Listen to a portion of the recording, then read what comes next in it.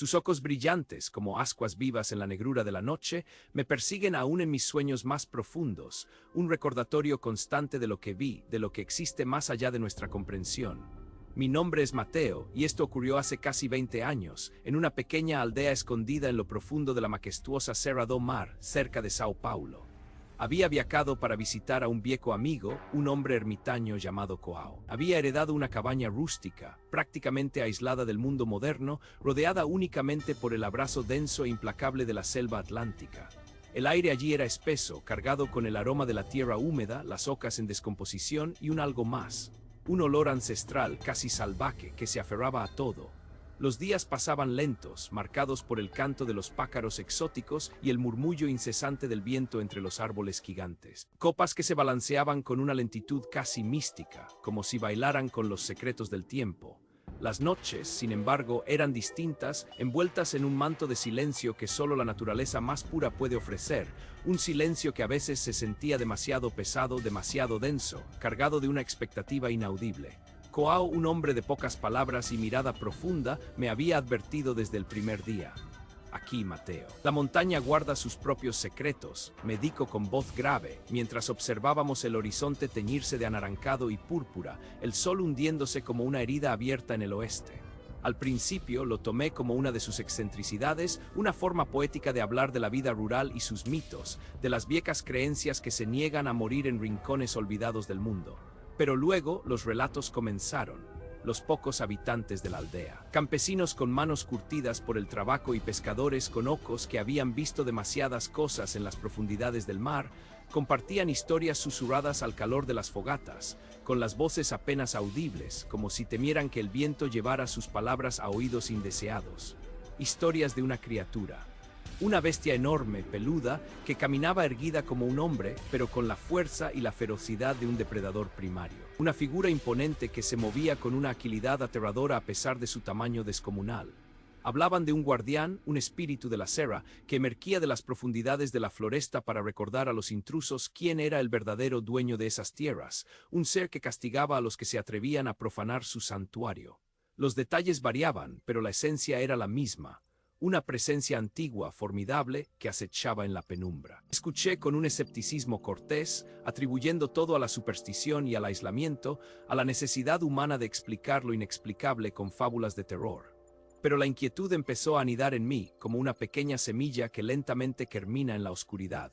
Una noche, mientras la luna llena apenas lograba penetrar el denso dosel arbóreo, proyectando sombras largas y danzarinas sobre el suelo de tierra, un sonido rompió la calma. Estaba sentado en el porche de la cabaña, observando la oscuridad palpitante cuando lo oí. Era un rugido. No era el aullido agudo y penetrante de un puma, ni el gruñido vaco y amenazante de un jaguar, bestias que conocía de documentales y relatos. Era algo más grave, más profundo, un lamento gutural que parecía vibrar en mi pecho, que se sentía como si viniera de las entrañas mismas de la tierra, una resonancia primiqueña que hacía temblar el aire. Se repitió 1, 2, 3 veces, cada vez más cerca, o eso me pareció, el sonido cargado de una urgencia, de una advertencia. El corazón se me aceleró, un tambor impetuoso golpeando contra mis costillas, intentando escapar de mi cuerpo. Coao solo me miró con sus ojos cansados, sin decir una palabra, como si ese sonido fuera tan parte de su vida como el aire que respiraba. Pero el temor en su mirada era inconfundible. Una sombra antigua que conocía bien. La curiosidad, esa maldita y peligrosa chispa humana que a menudo nos arrastra a nuestra propia perdición, se apoderó de mí. No pude dormir. El eco de ese rugido se había grabado en mi mente, una melodía macabra que se repetía sin cesar. A la mañana siguiente, a pesar de las advertencias tácitas de Coao, la preocupación palpable en su rostro arrugado, le dije que saldría a caminar. Él solo asintió. Su rostro una máscara de preocupación, sus ojos fijos en la dirección del bosque. Me aventuré solo, siguiendo un sendero apenas marcado que se adentraba en la espesura, un camino que parecía tragarme con cada paso. El silencio del bosque me envolvió, un silencio premonitorio, distinto al silencio nocturno, cargado de una tensa espera. Cada rama que se quebraba bajo mis pies, cada crujido de hoja seca me hacía saltar. Cada sombra parecía esconder algo. El aire se volvió más frío, a pesar del sol que luchaba por abrirse paso entre las copas de los árboles, como si una nevera invisible hubiera sido abierta en medio de la floresta. Una sensación helada me recorrió la espalda, como si algo me estuviera observando, un par de ojos invisibles taladrándome desde la distancia. Sentía los pelos de la nuca erizarse, una alarma instintiva que gritaba peligro. Sabía que no estaba solo. Seguí adelante, impulsado por una mezcla de miedo irracional y una necesidad más fuerte de saber, de confirmar lo que mi razón se negaba a aceptar. La vegetación se hizo más densa, los árboles más antiguos, sus troncos anchos y retorcidos cubiertos de musgo y lianas, sus copas tan altas que bloqueaban casi por completo la luz del sol, sumergiéndome en una penumbra perpetua. El aroma a tierra y humedad se intensificó, mezclado con un hedor peculiar, dulzón y a la vez rancio, como carne putrefacta y musgo viejo, una combinación que me revolvía el estómago. De pronto me detuve, paré en seco, escuché, nada, o eso creí, un crujido seco pesado a mi derecha, como el de una rama gruesa cediendo bajo un peso considerable. Giré la cabeza lentamente, mi corazón en la garganta, mis ojos escudriñando la oscuridad. Entre la maraña de lianas y el follaje oscuro. Dos puntos de luz, rojos, ligeramente ovalados, brillantes, eran ocos. No eran de ningún animal que conociera, ni de ciervo, ni de búho, ni de ningún depredador nocturno. Eran demasiado grandes, demasiado intensos, con una cualidad que no era animal sino algo más, algo antiguo, algo consciente. El miedo, un miedo primitivo y paralizante, me atenazó la garganta. No pude gritar, mis cuerdas vocales se negaron a obedecerme. No pude moverme. Mis piernas convertidas en plomo se clavaron al suelo. La criatura se movió. Un sonido sordo como el de un tronco al caer, pero suave, casi imperceptible, el sonido de un peso inmenso moviéndose con una gracia sorprendente. Una sombra gigantesca comenzó a tomar forma entre los árboles, desenfocada por la distancia y la penumbra, pero innegablemente presente. Era enorme, mucho más alta que un hombre, quizás 3 metros. Su silueta peluda y corpulenta, fundiéndose con la oscuridad del bosque, como si fuera parte de él, una extensión viva de la vegetación. No podía distinguir sus facciones, solo la inmensidad de su masa y esos ojos incandescentes que no parpadeaban, fijos en mí, perforando mi alma.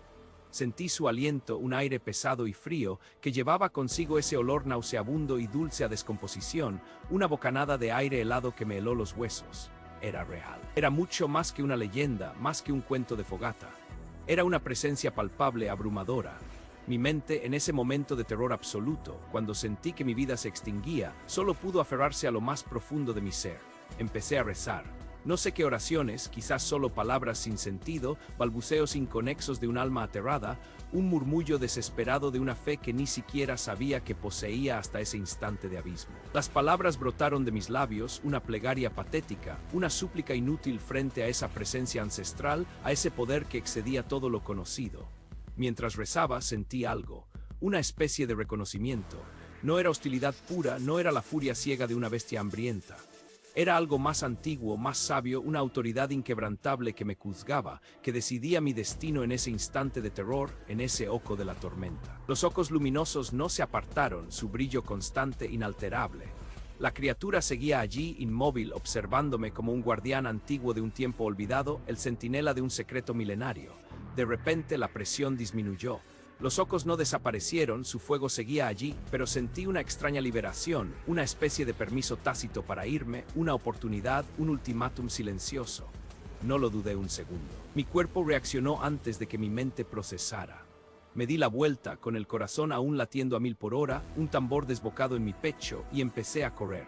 Corrí sin mirar atrás, sin atreverme a desviar la mirada, temiendo que un solo vistazo me condenara, tropezando con raíces traicioneras, arañándome con las ramas espinosas, sin sentir el dolor físico, solo la quemadura del terror. Solo quería salir de allí, escapar de esa presencia, de esos ojos que sentía clavados en mi espalda, una quemadura constante que me impulsaba. La carrera fue una agonía, un esfuerzo sobrehumano para alejarme de lo que la Serra do Mar celosamente protegía, un recuerdo imborrable de mi insignificancia. No volví a la cabaña de Coao esa noche. Corrí hasta que encontré el camino principal, un sendero más ancho y familiar, y no paré hasta que vi las primeras luces parpadeantes de la aldea. Una promesa de civilización y seguridad. La mañana me encontró temblando, cubierto de barro y sangre de los rasguños, con el alma rota, mi visión del mundo destrozada para siempre. Nunca más volví a la Serra do Mar. La criatura, el guardián, aún está allí, observando desde la oscuridad, esperando.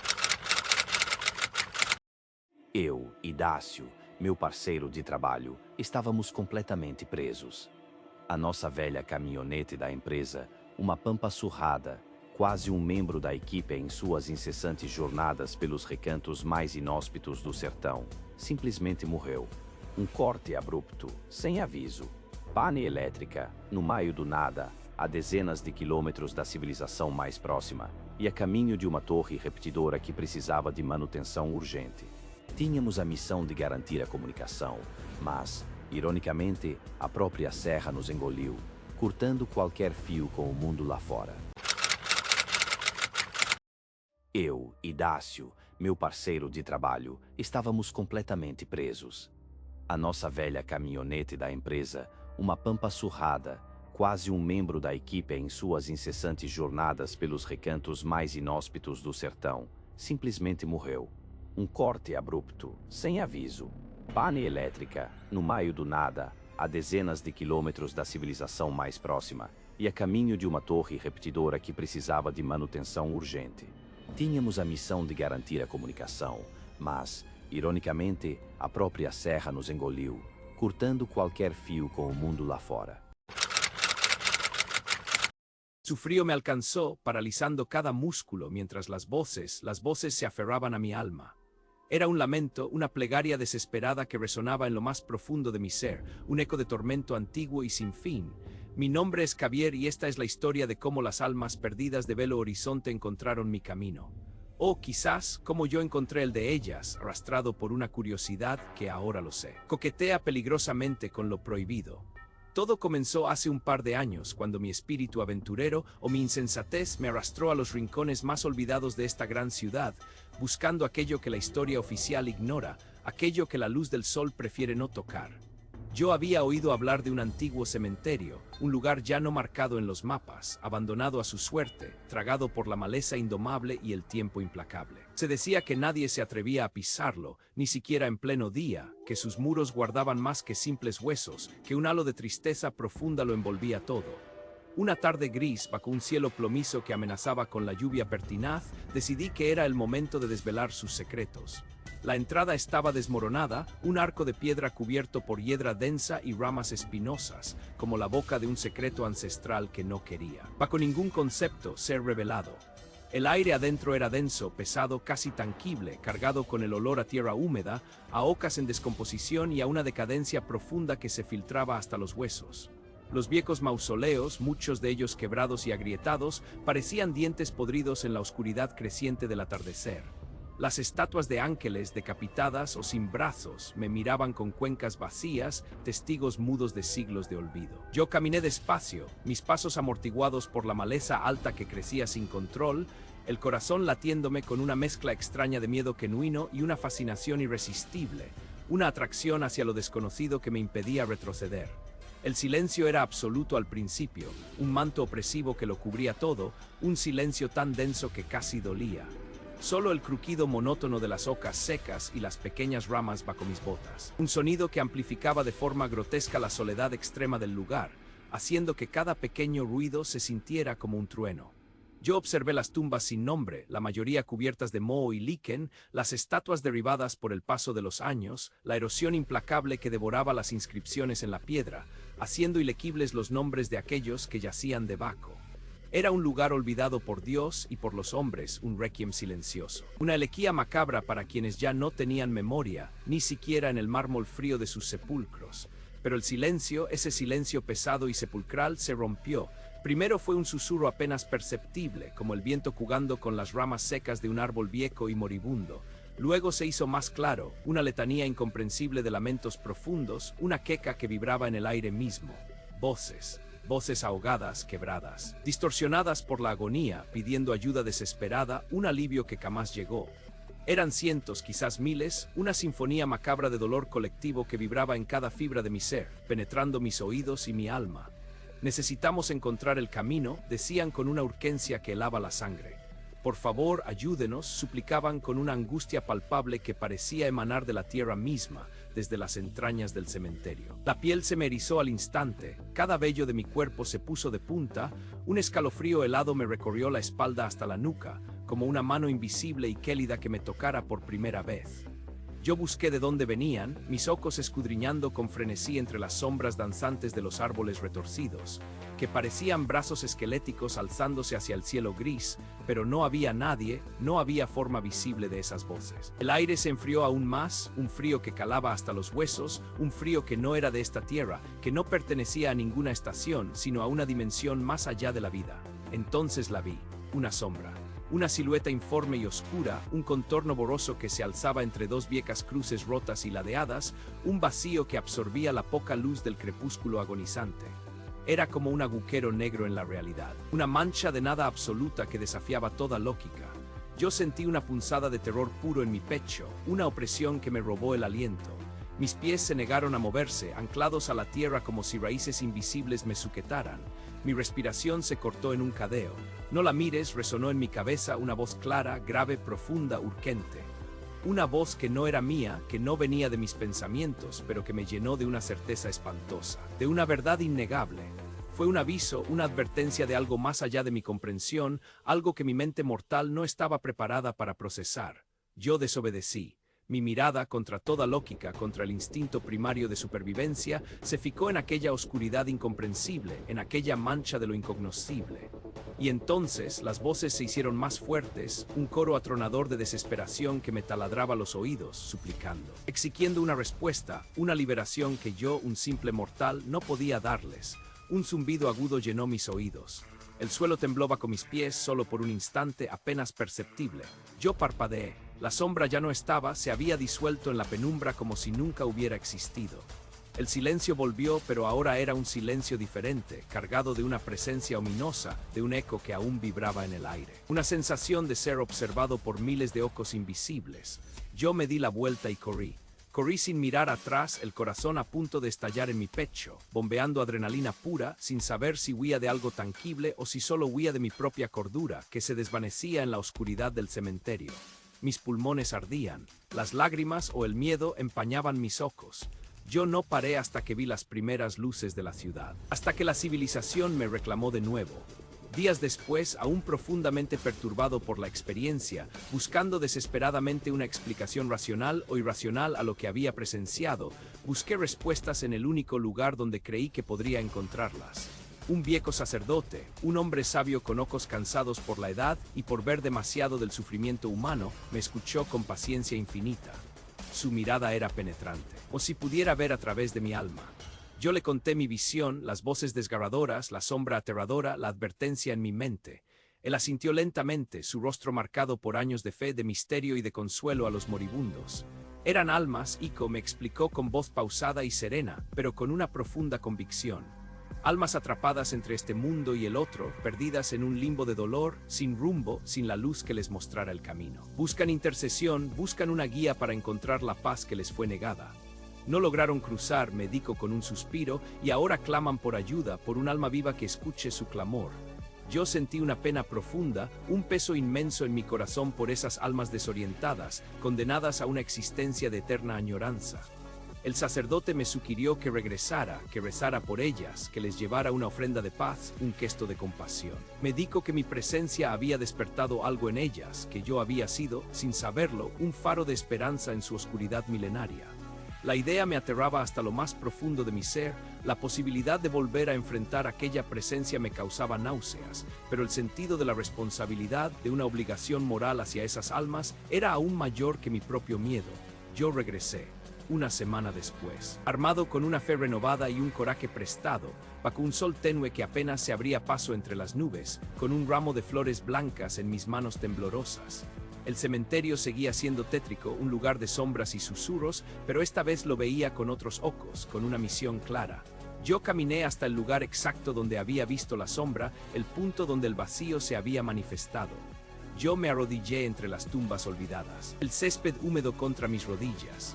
Yo recé con toda la fuerza de mi alma, por cada voz que había escuchado, por cada lamento que aún resonaba en mi memoria.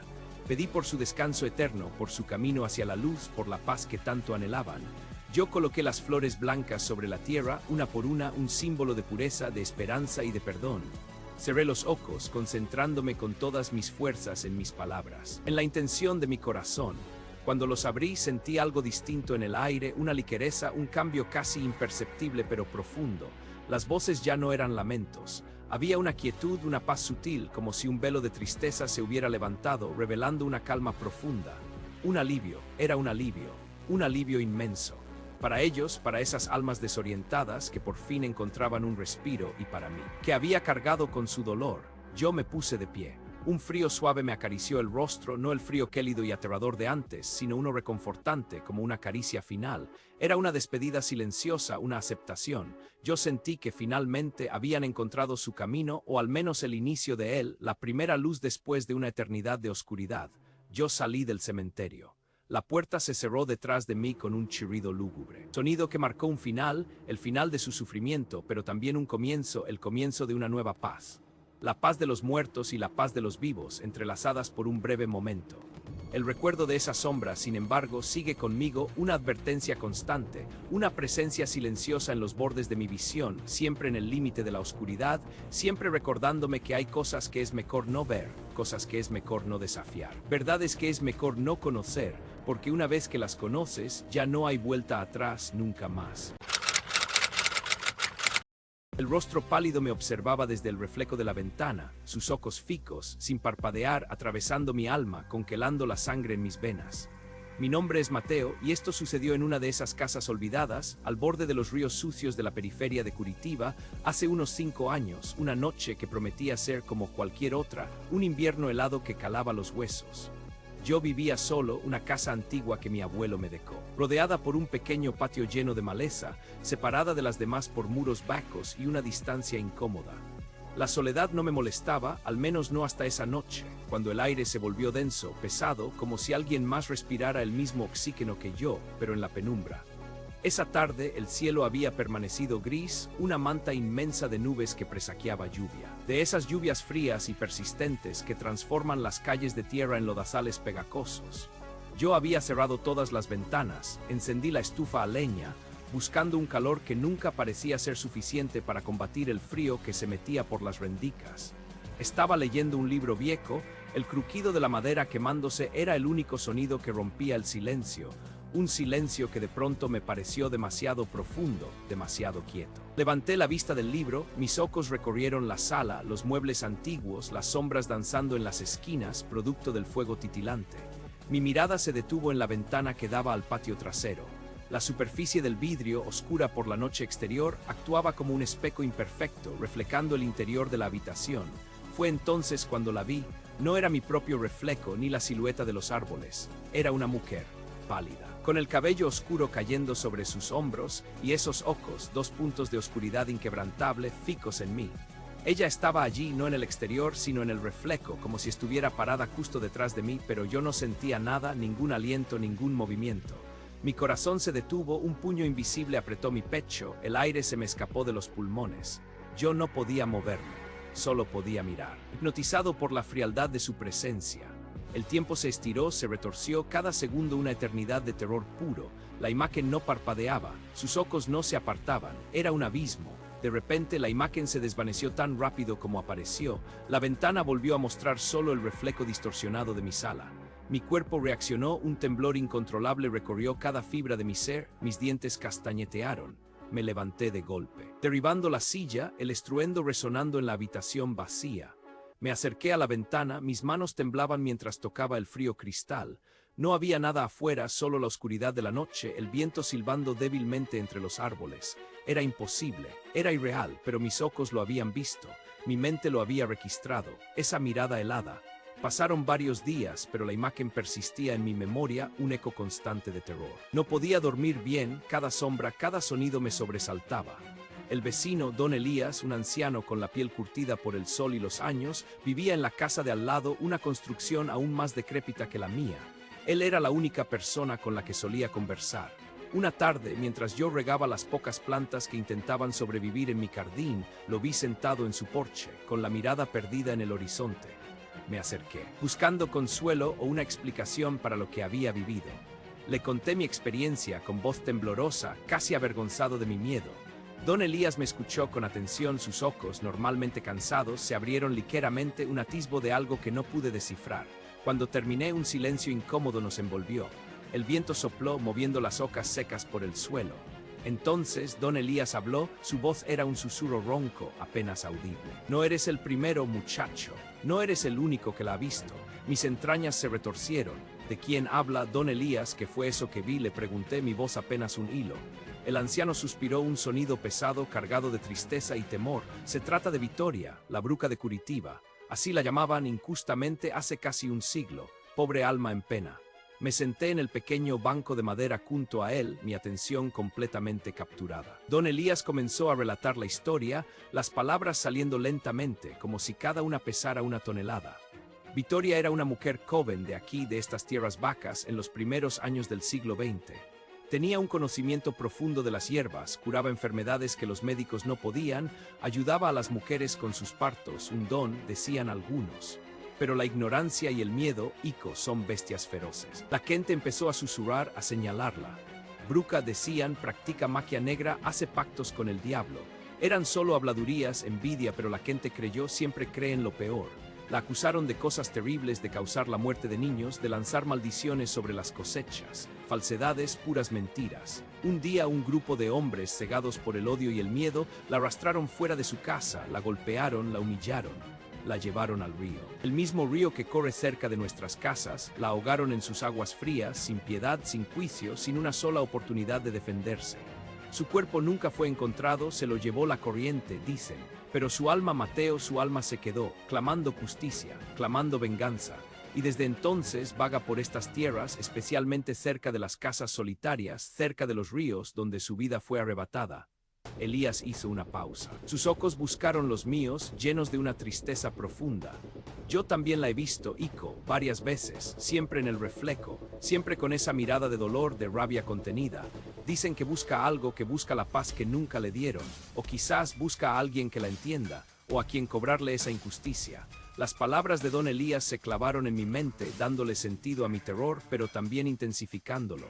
Ya no era un simple reflejo. Era el espectro de una mujer atormentada, condenada a vagar eternamente. Desde esa conversación, la quietud de la noche se volvió insoportable. Cada crujido de la madera, cada susurro del viento me parecía el lamento de Victoria.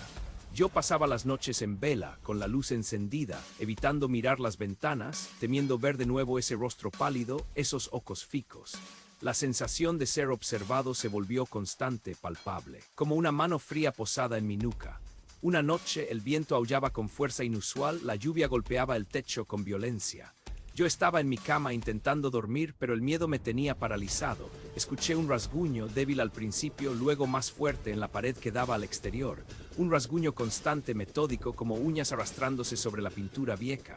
Yo paré, escuché. Nada. Silencio. Luego el rasguño se repitió. Pero esta vez venía de la pared contigua, la que compartía con la casa de don Elías. Mi corazón dio un brinco. Yo me incorporé en la cama, mis ojos muy abiertos en la oscuridad. El sonido continuó arrastrándose como si algo pesado se deslizara lentamente por las paredes de una casa a otra buscando. Mis manos sudaban. Un frío intenso me invadió, un frío que venía de dentro, no del exterior. Era el miedo, puro e inmaculado. La respiración se me aceleró, un pánico visceral me envolvía. Me imaginaba esa cara pálida, esos ojos, justo al otro lado de la pared, al otro lado de mi puerta, esperando. Ya no era solo una historia, era una presencia, una realidad palpable. Una noche, una de esas noches interminables, la vi de nuevo, no en el reflejo, no en la ventana. La vi, de pie en el rincón más oscuro de mi sala, apenas una silueta. Pero sus ojos brillaban con una luz fantasmal, esa misma luz fría que vi en el reflejo. Ella estaba allí, y yo sabía que no iba a irse.